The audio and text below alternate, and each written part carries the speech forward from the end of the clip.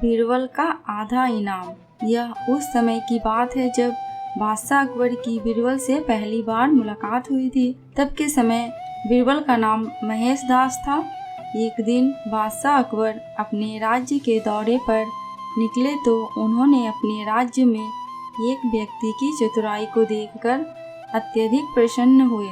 उन्होंने अपने दरबार में उस व्यक्ति को आने के लिए कहा। साथ ही बादशाह ने अपनी एक अंगूठी दी। वह व्यक्ति कोई और नहीं महेश दास था। एक दिन महेश दास ने बादशाह अकबर से मिलने का विचार बनाया। महेश दास जब महल के द्वार पर पहुंचा तो उसने देखा कि वहां पर कई सारे लोग लाइन लगाकर बादशाह से मिलने का इंतजार कर रहे हैं। साथ ही यह भी देखा कि द्वारपाल सभी से कुछ न कुछ लेने के बाद ही अंदर प्रवेश दे रहा है। जब महेश दास महल के द्वार पर पहुंचा तो द्वारपाल ने उसे रोक दिया। तो महेश दास ने बोला कि बादशाह ने उसे इनाम के लिए बुलाया है।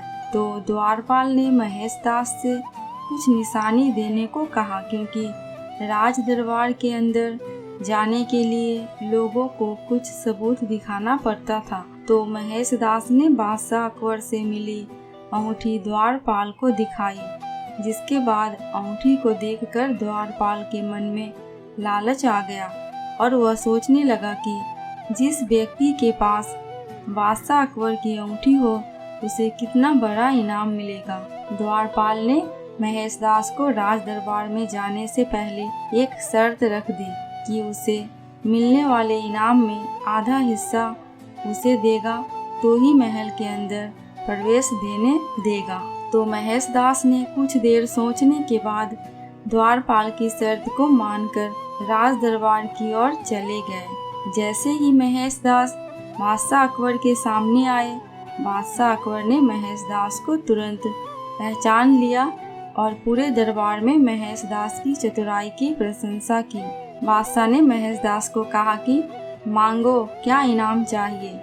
महेश दास ने बादशाह से प्रश्न किया कि मैं जो भी मांगू आप मुझे वो इनाम में दोगे। बादशाह अकबर ने जवाब दिया कि तुम्हें जो भी इनाम में चाहिए वो तुम बिना डरे मांग सकते हो, तुम्हें वो जरूर मिलेगा।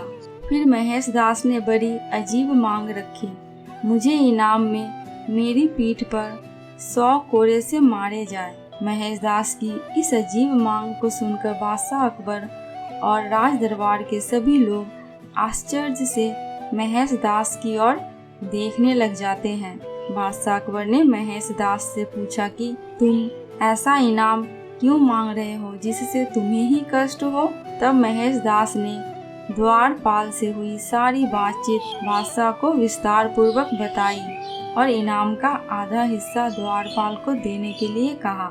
इस बात से बादशाह को अपने द्वारपाल पर बहुत गुस्सा आया और द्वारपाल को लालच की सजा के तौर पे 100 कोड़े मारने की सजा सुनाई।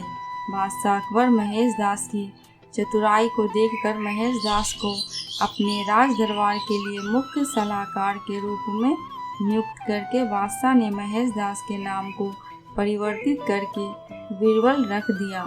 तब से महेश दास बीरबल के नाम से प्रसिद्ध हो गए। इस प्रकार बीरबल ने अपनी चतुराई के दम पर बादशाह अकबर के राज दरबार में हमेशा के लिए राज्य के सलाहकार के रूप में रहने लगा। इस कहानी से हमें यह सीख मिलती है कि हमें हमेशा खुद पे विश्वास रखना चाहिए और ईमानदारी पूर्वक कोई भी काम करनी चाहिए। दूसरी कहानी है दूज का चांद। बीरबल को दूसरे देश की संस्कृति, दूसरे राज्य की संस्कृति आदि जानने में बहुत उत्सुकता रहती थी। इसलिए बीरबल इराक जाने के लिए काफी उत्सुक था। सुबह सुबह बीरबल कुछ सिपाहियों के साथ इराक की ओर जाने के लिए निकला।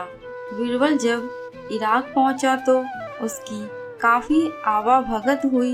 इराक के बादशाह ने बीरबल से राजनीति को लेकर और बहुत सारी समस्याओं को लेकर काफी राय मांगी। बीरबल द्वारा दिए गए जवाब इराक के बादशाह को बहुत पसंद आया और वे उसके जवाब से सहमत थे। साथ ही इराक के दरबार के सभी दरबारी भी बीरबल की चतुराई को देखकर अत्यंत खुश थे। अंत में इराक के बादशाह ने बीरबल से एक कठिन सवाल पूछा। उन्होंने पूछा कि हिंदुस्तान के बादशाह और इराक के बादशाह को तुलना करने के लिए कहा जाए तो तुम क्या कहोगे? बीरबल ने कुछ देर सोचा और मुस्कुराते हुए कहा कि मैं अपने देश के बादशाह को दूज के चांद की तरह देखता हूँ और आपको मैं पूनम के चंद्रमा की तरह देखता हूँ। पूनम की चंद्रमा सुंदर और सुशील होती है। इराक के बादशाह अपनी तारीफ सुनकर काफी प्रसन्न हुए और बीरबल को बहुत सारे धन कपड़े देकर उसे उसके देश जाने के लिए विदा किए। बीरबल राज्य में आया और बादशाह अकबर से मिलने गया तो बादशाह अकबर काफी गुस्से में थे।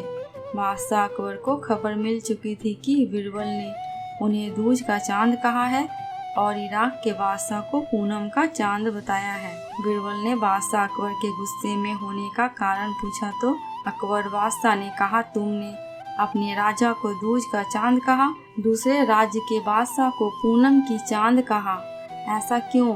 बीरबल ने कहा, जहांपना मैंने आपको दूज के चांद की तरह अपने पराक्रम, अपने राज्य को दिन 2 गुना रात 4 गुना बढ़ा रहे हैं, इसलिए मैंने आपकी प्रशंसा दूज की चांद की तरह की है, जबकि इराक के बादशाह को पूनम की चांद की तरह बताया है, जो कि रोज धीरे धीरे घट रहा है और अमावस्या की रात को वह बिल्कुल भी दिखाई नहीं देता। बादशाह अकबर, मैंने आपको दूज का चांद बताकर मैंने अपने राज्य के बादशाह की महानता का बखान किया है।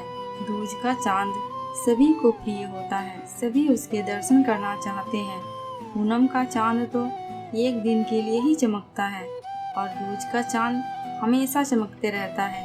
बादशाह अकबर, आप खुद ही फैसला करें कि आप दूज के चांद हैं या पूनम का चांद। बादशाह अकबर ने कहा, हाँ, दूज का चांद हूँ मैं। और अपने बीरबल की बात सुनकर बादशाह अकबर अत्यंत खुश हो गए। बादशाह अकबर ने उन लोगों की अच्छी तरह से खबर ली जिन्होंने बीरबल के खिलाफ बादशाह अकबर को भड़काया था।